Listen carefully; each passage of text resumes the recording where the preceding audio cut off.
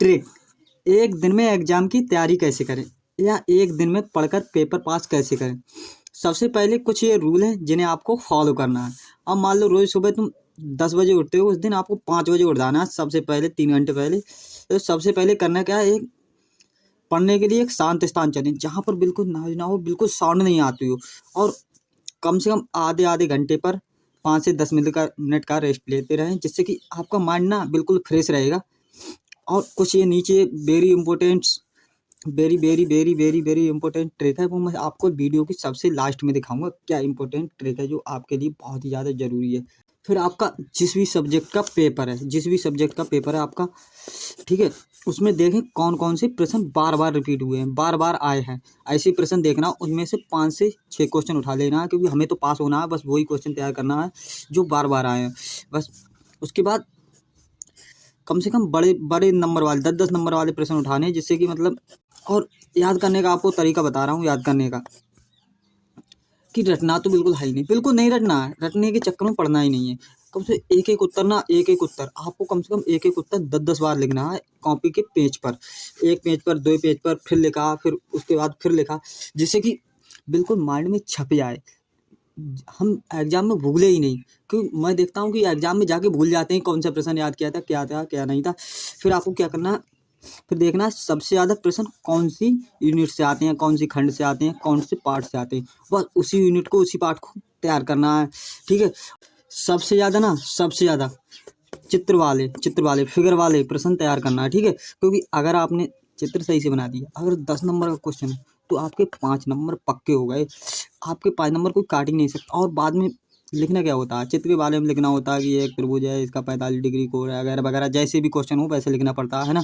और याद करने का, चित्र को याद करने का तरीका बता रहा हूँ मैं। एक एक चित्र को तुम 20-20 बार बना के देखना है अपने कॉपी के पेज पर, जैसे कि बिल्कुल हमारे माइंड में छप जाएगा, भूलेंगे नहीं। ये मेरा खुद पर्सनल एक्सपीरियंस है, मैं आपको बता रहा हूँ। ठीक है, यह तो तैयार कर लिए हमने उत्तर, उत्तर तैयार कर लिए।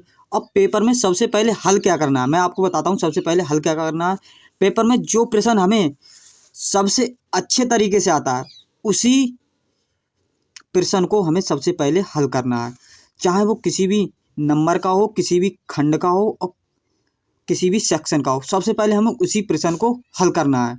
ठीक है, फिर आगे क्या करना है, फिर करना क्या है, पेपर में जितने भी खंड हैं, सभी खंड में, प्रत्येक खंड में जितने प्रश्न हल करने को बोल रहा है, सभी प्रश्न हल करना है। कुछ भी लिखना है, लिखना कुछ भी। जैसे मैं आपको एक पेपर दिखा दे रहा हूँ, जिसमें मतलब एक पेपर है मेरे पास, मेरा, तो इसमें मतलब ये लिखा है सेक्शन ए, इसमें लिखा है सेक्शन ए, तो इसमें बोल रहा है अटेम्प्ट ऑल क्वेश्चन, तो इसमें मतलब ये सभी क्वेश्चन अटेम्प्ट करने हैं।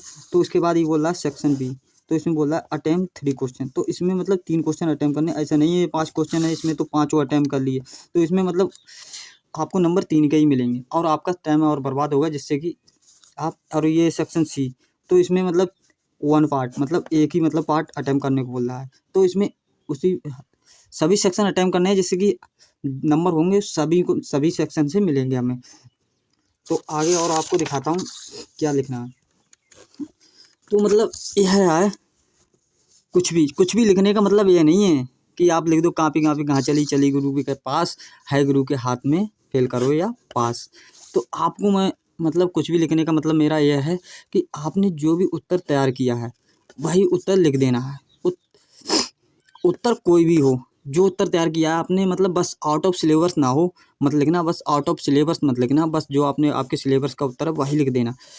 जैसे कि जब एग्जामर भी ना आपकी कॉपी चेक करे ना, तो वो भी कहे हाँ लड़के ने याद तो किया था, बट लेकिन गलती उसकी भी नहीं है, उसने जो प्रश्न तैयार किया था वो नहीं आया, तो आपको वो नंबर जरूर देगा। इसलिए जितने भी सेक्शन है, जितने भी प्रश्न हल करने के लिए बोल रहा है, सभी सेक्शन हल कीजिए, सभी प्रश्न हल कीजिए, कुछ भी लिख दो, जो भी सिलेबस में जो भी आपने तैयार करके गए हैं वही क्वेश्चन डाल दो, उसमें आपको नंबर जरूर मिलेंगे।